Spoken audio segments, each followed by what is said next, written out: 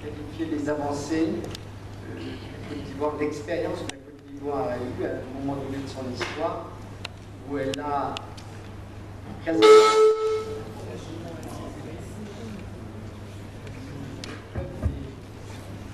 premiers émergents, puisque, comme vous le savez, dans les années 75-80, sa croissance, je l'ai dit tout à l'heure, était élevée, proche de 10%. Son intégration au marché mondial était significative.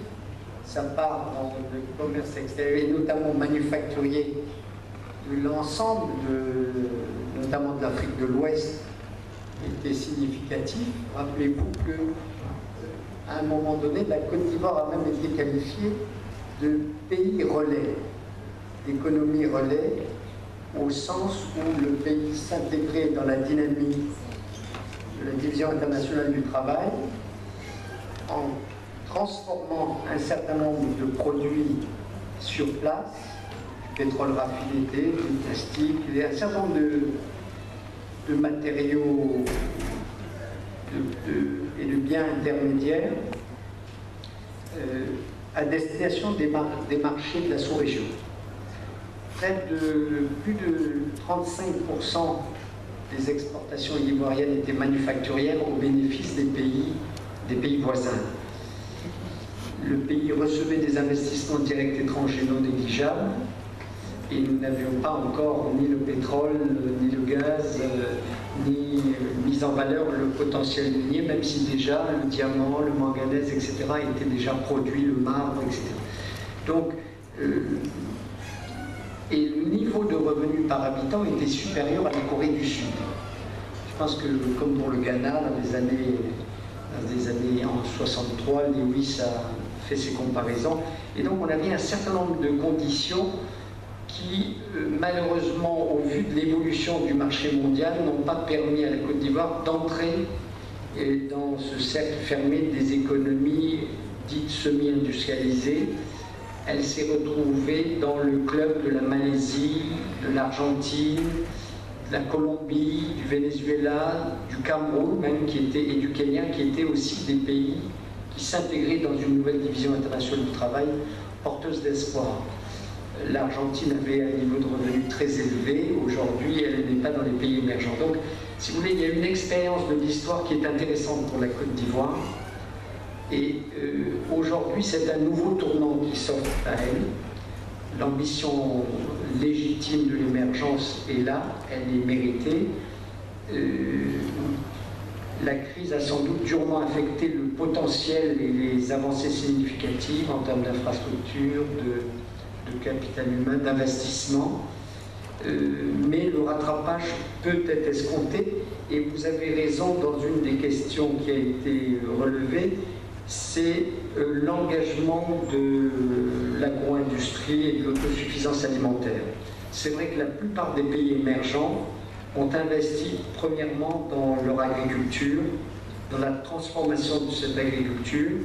Elle a permis de conforter la transition urbaine, de créer des liens entre le monde rural et le monde urbain, et de valoriser les marchés de consommateurs, de créer des liens aussi à l'intérieur des pays, de renforcer les spécialisations régionales ou sous-régionales internes, et de promouvoir la transformation structurelle. Le fait de valoriser son agro-industrie, c'est aussi une opportunité pour développer des chaînes complémentaires en lien, que ce soit les chaînes d'approvisionnement, l'emballage, le stockage, la conserverie, etc. Des choses sur lesquelles la Côte d'Ivoire s'était déjà engagée.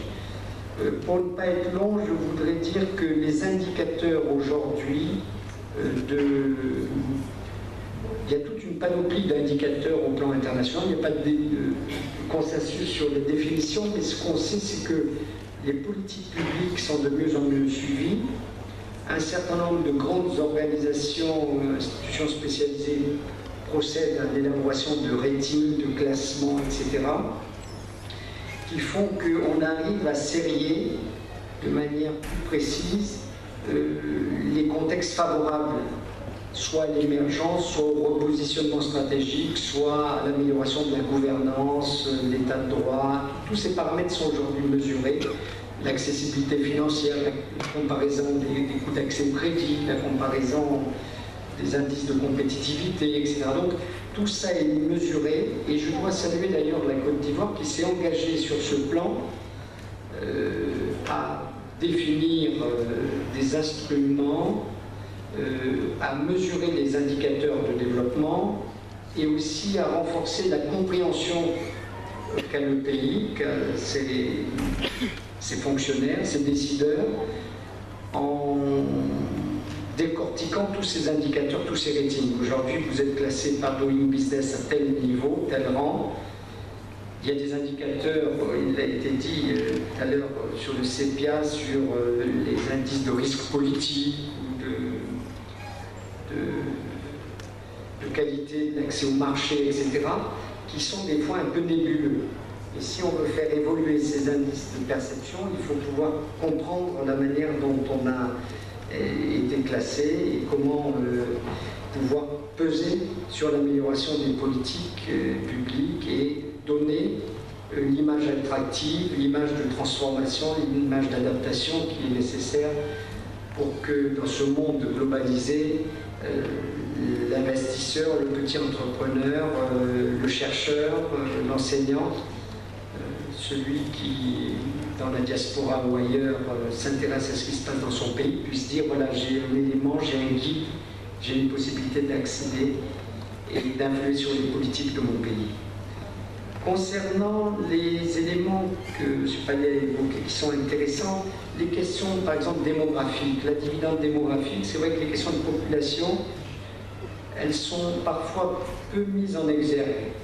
Je me souviens dans un échange en Corée du Sud avec des universitaires sud-coréens qui, eux, expliquaient le premier paramètre de l'émergence, c'était la capacité qu'avaient eu les autorités à baisser de manière un peu dirigiste la croissance démographique de leur pays.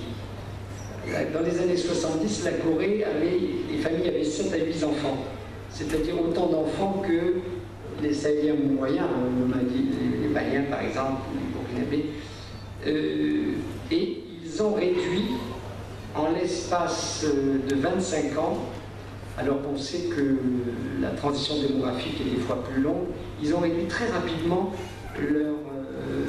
la taille de leur famille, si bien qu'aujourd'hui la famille coréenne depuis plus d'une vingtaine d'années est de 2 enfants, et tous ces enfants sont scolarisés et vont dans les universités à 100% des taux d'éducation à très haut niveau. Donc cet aspect démographique, des fois on n'évoque pas. C'est une force pour l'Afrique. C'est vrai que le marché africain, aujourd'hui l'Afrique, 1 million d'habitants, potentiellement 2 dans une trentaine d'années, mais c'est aussi une contrainte si la capacité à intégrer les nouveaux venus dans le monde du travail, à scolariser les jeunes, garçons et filles, à leur donner toutes les chances d'une scolarisation, d'une formation technique et professionnelle ne sont pas assurées.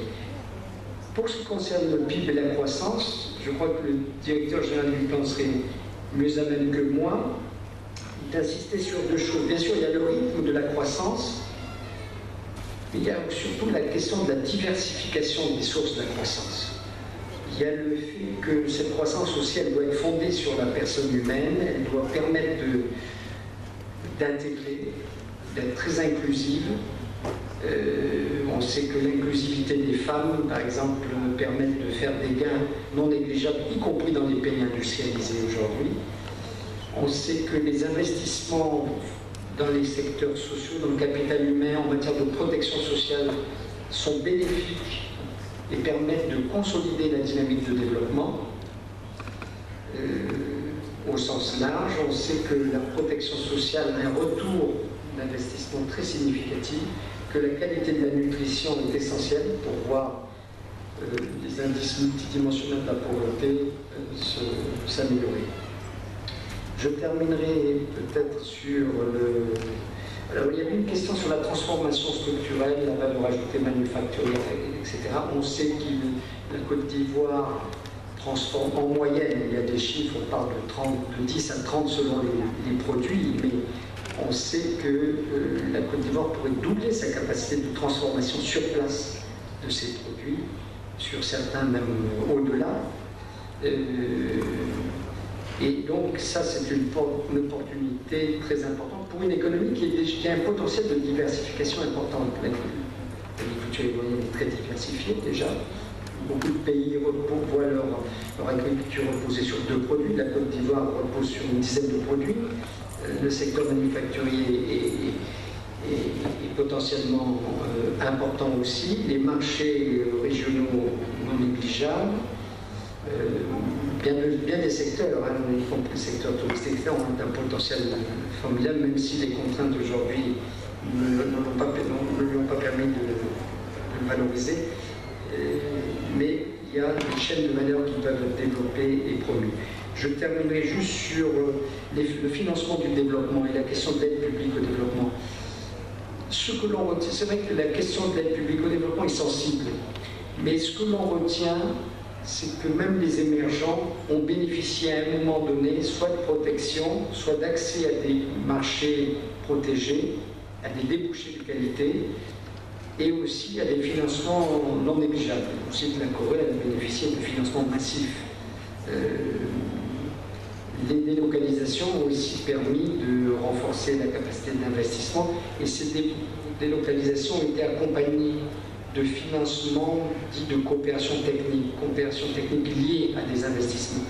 Donc l'aide publique au développement peut être utile, elle doit être rationalisée, elle doit être dirigée par les acteurs nationaux, elle doit être répartie au mieux et au bénéfice de tous, parce que souvent on voit qu'elle reste dans les filets centraux de l'État et ne touche pas toujours de la meilleure manière possible les communautés à la base. On parlait du Mali tout à l'heure, je peux vous dire que la crise du Nord-Mali, par exemple, elle est le fait que plus de 90% des financements alloués au Nord-Mali restaient dans les filets centraux de l'administration publique à Bamako. Et que le Nord avait été à un moment laissé à l'abandon de l'assistance extérieure. Les programmes même de coopération étaient gelés. Donc, on sait que dans certains pays, en Amérique du Sud, le syndrome du dollar, c'était le fait que sur 100 $ alloués par l'aide publique au développement, un seul dollar allait vers les bénéficiaires les plus démunis. Bon, ces choses ont évolué, il y a les parlements, les planificateurs nationaux, etc. s'efforcent d'avoir une meilleure rationalité de l'allocation des ressources publiques, internes, intrasectorielles, etc. Donc il y a quand même une attention particulière sur l'usage de l'aide, mais naturellement, on peut toujours faire mieux. Mais ces financements, il faut quand même avoir en tête que le financement global du développement ne peut s'assurer que par une combinaison de modalités de financement. L'aide publique au développement ne suffit pas, les investissements directs étrangers doivent prendre une part plus importante, les transferts d'immigrants sont très utiles, la capacité à s'endetter au plan interne et externe dans des volumes raisonnables est essentielle aussi. Donc c'est le panachage de tout cela qui peut permettre l'accompagnement de l'émergence.